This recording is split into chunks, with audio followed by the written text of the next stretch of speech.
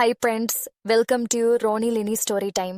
இன்னைக்கு நம்ம கேட்க போற கதை பொறாமை வேண்டாம். ஒரு கிராமத்தில் பண்ணையார் ஒருவர் வாழ்ந்து வந்தார். அவர் தன் வீட்டில் ஒரு நாயையும் பொதி சுமக்க ஒரு கழுதையை வளர்த்து வந்தார். கழுதையை வேலைக்காரன் ஒருவன் கவனித்து வந்தான். அவன் பண்ணையாரிடம் வேலைக்காரனாக பணியாற்றி வந்தான். பண்ணையாருக்கு அவர் வளர்க்கும் நாய் மேல் அதிக அன்பு இருந்தது. ஏனென்றால் அது 2 முறை திருடர்களைப் பிடித்து அவரிடம் ஒப்படைத்துள்ளது. அவர் வெளியே சென்று வீட்டிற்கு வந்தால் தன் வாலை ஆட்டிக்கொண்டே நன்றியை காட்டும். அவர் அமர்ந்திருக்கும் போது உரிமையாக சென்று அவர் மடியில் படுத்துக்கொள்ளும். அவர் நாயுடன் விளையாடுவார். பண்ணையார் அதற்கு இறைச்சி துண்டுகளையும் உயர்ந்த ரக உணவுகளையும் கொடுத்து மிகவும் அன்பாக வைத்திருந்தார். பண்ணையார் வீட்டில் வளரும் கழுதை பண்ணையார் நாய்க்கு மட்டும் இவ்வளவு சலுகைகளை வழங்குகிறாரே என்று பொறாமைப்பட்டது.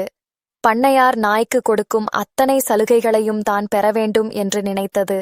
நாய் போல் தானும் ஒரு நாள் பண்ணையார் மடியில் படுத்து அவருடன் விளையாட வேண்டும் என திட்டம் தீட்டியது. கழுதையின் எண்ணத்தை நாய் புரிந்து கொண்டது. அது கழுதையை பார்த்து, நண்பா, எனக்கு கிடைக்கும் சலுகைகளைக் கண்டு நீ பொறாமைப்படாதே. நான் செய்வதைப் போன்றே நீ செய்தால் பண்ணையார் பொறுத்துக் கொள்ள மாட்டார். உன்னை நன்றாக அடித்து வீட்டை விட்டு துரத்தி விடுவார் என்று அறிவுரை கூறியது. கழுதை நாய் சொல்வதை காதில் வாங்கிக் கொள்ளவே இல்லை. அது நாயை பார்த்து, நண்பா, நடப்பதை நீயே பார். பண்ணையார் என் செயலால் எப்படி மகிழ்ச்சி அடையப் போகிறார் என்பதைப் பார் என்று கூறியது.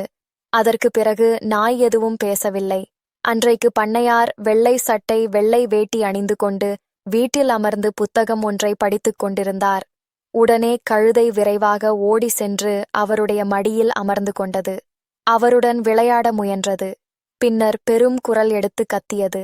பண்ணையாருக்கு கடும் கோபம் வந்தது. அருகிலிருந்த உருட்டுக்கட்டையை எடுத்து அந்த கழுதையை நன்கு அடித்து விட்டார்.